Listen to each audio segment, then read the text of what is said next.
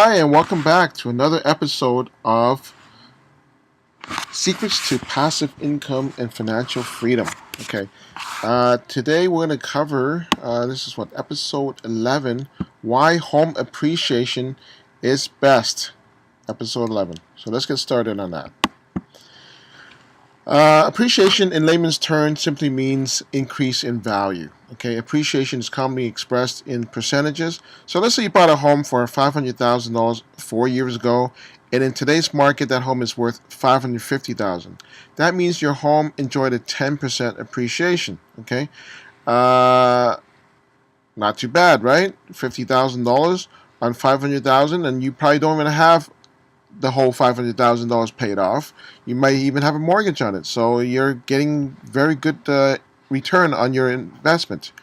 Now, the housing market is cyclical, so in other words, it has its ups and downs. The value of home is dependent on many factors, but it boils down to location. Once again, yes, location still holds true in today's market as it has always with real estate.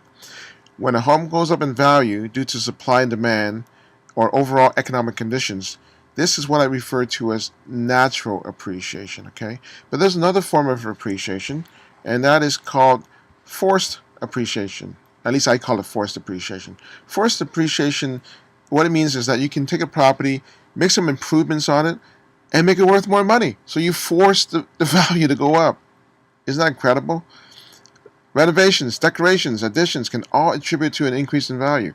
And the best and easiest improvements that will get the most return on your investments would be kitchen, bath, flooring, paint, such as wall colors, neutral colors, and some nice light fixtures. Okay, those are the best investments to make to your home if you want to appreciate it and get the best bang for your buck. Now, when it comes to forced appreciation, there's a lot of people that make a great living at this.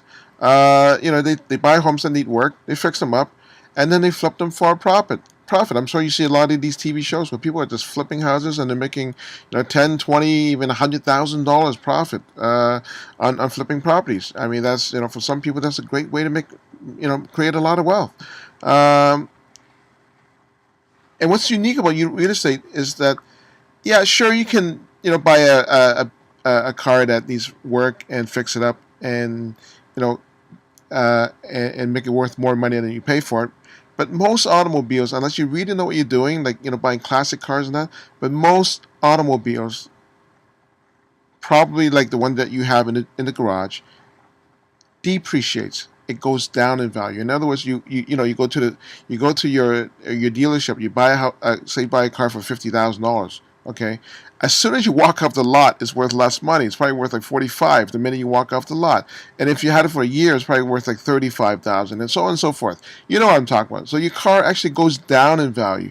But in real estate, sometimes if you catch it at the wrong time, you're under crest, it goes down to the bottom. Yes, you could lose money on your house as well if you timed it wrong as when you buy and when you sell. But I would say in long term, okay, houses always go up in value, okay?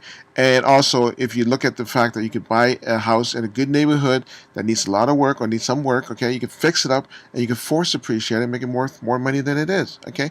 And the reason why real estate is something that I believe in is because everybody needs to live somewhere, right? You're living somewhere, right? You're living in a house, a condominium, whatever you're living in, you're living somewhere, okay?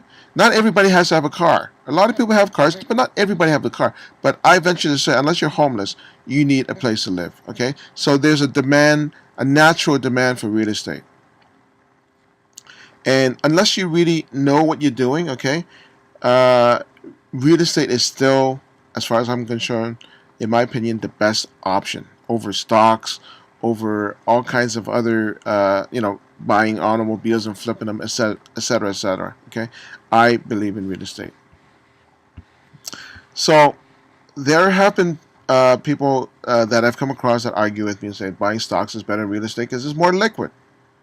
Yes, it's true. I mean, if you buy stocks and sometimes you want to cash out, you could get liquidity a little bit quicker than selling real estate because real estate may take you, depending on where you live, it could take you anywhere from a couple of weeks to, I couple, maybe even a year to sell your real estate. I've seen that happen, but it's true. Okay, it's more liquid. I give you that. Okay, but you cannot force appreciation on a stock. All right, you can't. What are you going to do to it? Paint it a different color and sell it for more money? I don't think so. Anyways, and also with stocks, you're like a little minnow riding on the back of a whale. Okay, if the whale goes up, you go up, or your stocks go up. If the whale goes down, guess what? So do you. And I've seen lots of people that bought into RIM, which is now BlackBerry.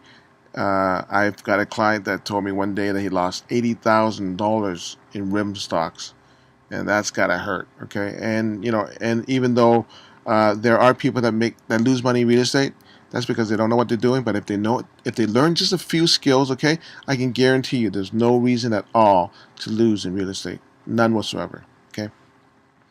Now, here are some things that you can do with real estate you can't do with stocks, and you can't do with a car or automobiles. Okay.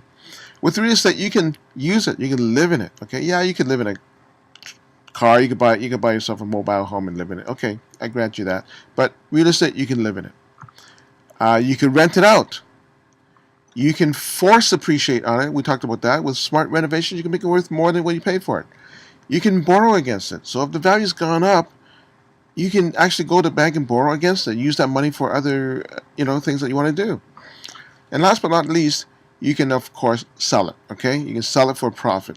So let's say you paid $500,000. Now it's worth $700,000. You can sell it and make $200,000 profit.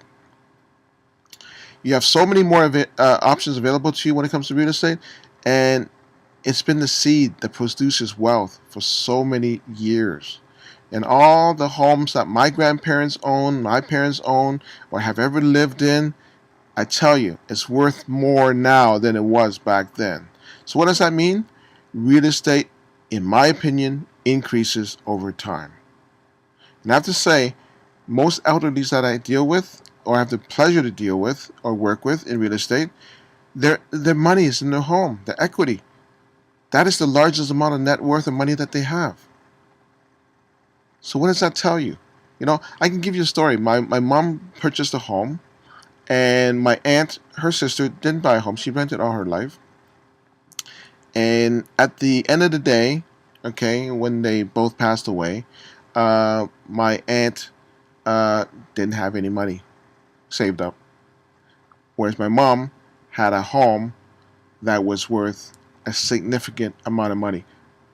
Probably, well, let's see, maybe 13, 14, 15 times more than what she paid for it, something like that.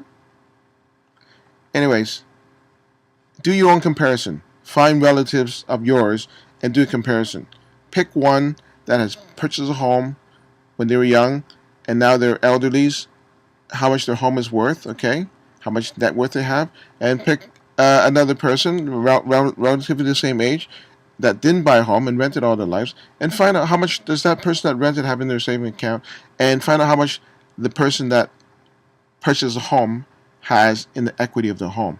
And I guarantee you, okay, 9 times out of 10, the equity of the home is more value than the saving account of the person that rented. Okay, so what's the lesson here?